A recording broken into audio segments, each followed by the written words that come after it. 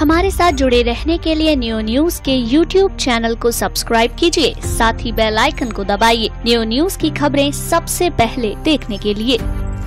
यौन अपराधों की रोकथाम के लिए काम कर रही संस्था निर्मल इनिशिएटिव ट्रस्ट ने शनिवार को वृंदावन के अम्माजी भोजनालय में एक कार्यक्रम का आयोजन किया, जिसका मुख्य उद्देश्य यौन अपराधों और शोषण की रोकथाम के लिए लोगों को जागरूक करना था। कार्यक्रम की परिकल्पना इस रूप में की गई थी कि इस कार्यक्रम में किसी भी मंच या पैनल की मौजूदगी नहीं थी और सभी प्रतिभागी दर्शक एक दूसरे को आसानी से देख सकते थे। अम्माजी भोजनालय के अधिष्ठाता पूर्णेंदु गोस्वामी ने इस कार्यक्रम और आयोजन का सहयोग कार्यक्रम के लिए जगह, अल्पाहार और दूसरी जरूरी चीजें मुहैया कराकर किया।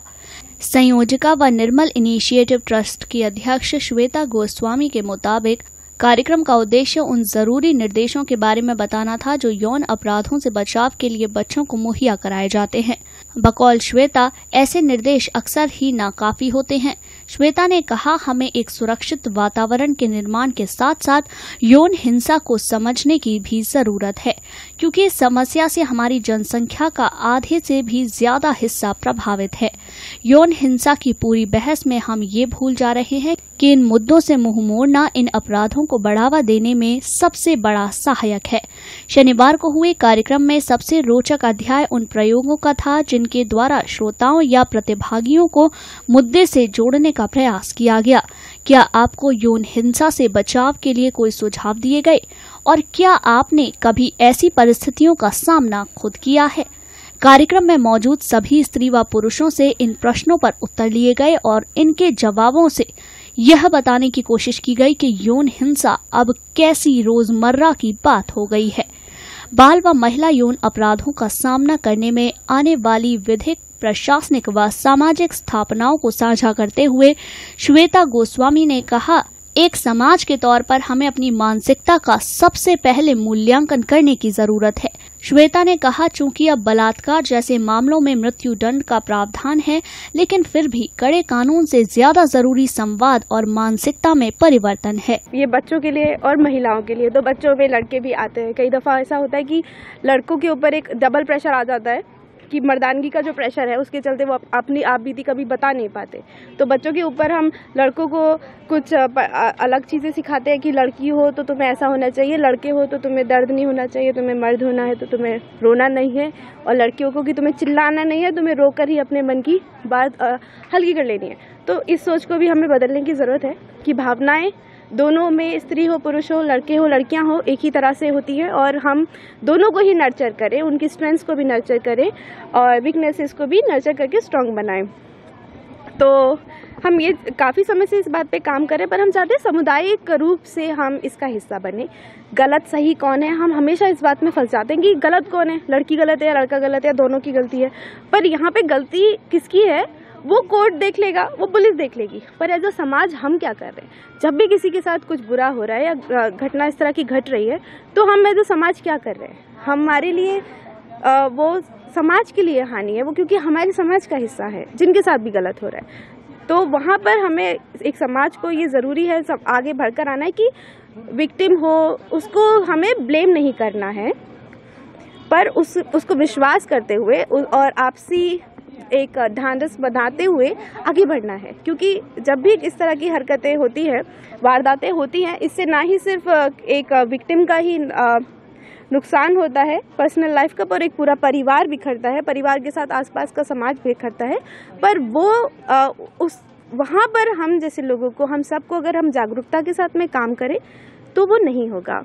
तो हम काफ़ी समय से काम कर रहे हैं, हम दोनों को लेकर चलना चाहते हैं, पर समाज के साथ लेकर चलना चाहते हैं। आप समाज को जोड़ने के लिए क्या ऐसा अपनी संस्था के द्वारा करोगे कि लोगों तक ये पहुँचे? जिस तरह से इस बार हमने एक कम्युनिटी मीटिंग रखा है, ये पहला ऐसा है कि सामुदायिक पहल है कि हम सेक्सुअल वायलेंस को, यौन हिंसा को पहले समझें, और जब तक अगर हम उसे समझेंगे नहीं तो एक अच्छे समाधान की ओर हम नहीं बढ़ सकते हैं। अगर कठिन कानून कठिन से कठिन हम बना लें, पर उससे नुकसान हमारा कहीं ना कहीं विक्टिम का हो रहा है, क्योंकि हमारा ध्यान नहीं जा रहा कि पुलिस में शिकायतें हो भी रही हैं, नहीं हो रही हैं, मेडिकल जांच हो रही है कि नहीं हो रही है, बार बार पीड़िता को या पीड़ित को प्रताड़ित इसी बात पे करना कि कितनी बार जाना है, उनके पास पैसे हैं भी या नहीं है।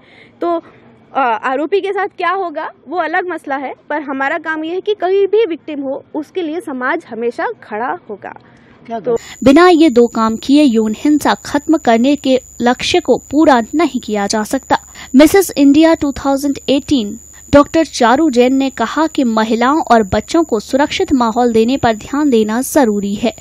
हम सबको एक दूसरे का साथ देने की जरूरत है। हाँ, ये आज जो प्रोग्राम है चाइल्ड सेक्सुअल अब्यूज़, बच्चों में जो इस तरह का शारीरिक शोषण जो बच्चों में आजकल देखा जा रहा है, जिसका अनुपात काफ़ी बढ़ रहा है आजकल जो देखने में आ रहा है, ये बहुत चिंता का विषय है। इसी के तहत श्वेता जी ने बड़ा अच्छा आज कार्यक्रम रखा है। हम सब लोग यहाँ सम्मिलित हुए, चर्चाएं हुई और चर्चा में यही निकल के आया कि सबसे पहले हम लोगों को, आसपास के लोगों को जागरूक होना पड़ेगा, अवेयर होना पड़ेगा और अवेयर होने के बाद अपने बच्चों में, अपने आसपास के बच्चों को कॉन्फिडेंस दिलाना पड़ेगा कि हम हैं आपके लिए, आपके साथ कुछ भी बैड टच कुछ भी है, आप कॉन्फिडेंट रहिए बच्चे, हमें बताइए, हम सब सपोर्ट करेंगे, समझेंगे। डॉक्टर लक्ष्मी गौतम ने सभी के साथ अपने सामाजिक कार्य के अनुभव साझा किए और भागीदारी के लिए प्रोत्साहित किया। ये जो आज का कार्यक्रम हुआ है, इसका विषय ये है कि हर बच्चे को सुरक्षा का अधिकार। और आप अभी देख रहे होंगे कि पिछले कुछ समय में बच्चों के साथ, जो बहुत छोटी बच्चियों के साथ रेप केसेज हो रहे हैं, तो ये बड़ी चिंता का विषय है। और हमारी बेटी श्वेता गोस्वामी पिछले कई वर्षों से बच्चों की सुरक्षा को लेकर बहुत चिंतित हैं और इस फील्ड में काम कर रही हैं। इन्होंने गुड टच और बैड टच के बारे में बहुत ज़्यादा सर्वे किया है और उसके आधार पर अपनी एक बुक का भी पब्लिशिंग किया था इन्होंने। तो इनके जो काम है और उस काम के आधार पर जो यहाँ आज एक कार्यक्रम रखा गया, बैठक रखी गई है, इसमें हमारे भारत से बाहर के लोग भी बहुत इकट्ठे हुए हैं और इस विषय पर बहुत गंभीर डिस्कशन हुआ है कि बच्चे को जो सुरक्षा का अधिकार है वो कैसे मिले।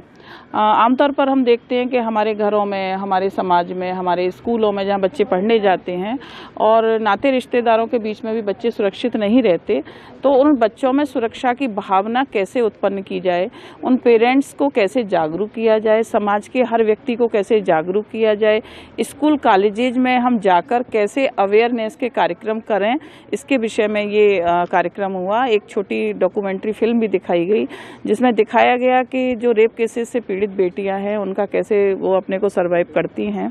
60 वर्षीय बाल अधिकार कार्यकर्ता निर्गुण दासी ने अपने साथ हाल के ही दिनों में बरसाना गांव की घटना का उल्लेख करते हुए बताया कि समाज के युवाओं को यह पता ही नहीं है कि उनके द्वारा बोले गए शब्दों का असल मतलब क्या है। कार्यक्रम के आखिरी हिस्से में रेप कल्चर इन हरियाणा नाम की फिल्म का प्रदर्शन किया गया, जिसके साथ साथ पीड़ित को ही दोषी ठहराने की सामाजिक प्रक्रिया पर भी बात रखी गई। इस संगोष्ठी में अंतर्राष्ट्रीय वॉलेंटियर वृंदा कुंज ब्रज एक्ट नव वृंदावन के सभी सदस्य, डॉक्टर वर्तिका, डॉक्टर मनुतोष, डॉक्टर अर्जुन गोस्वामी, सतीश सैनी भी उपस्थित रहे।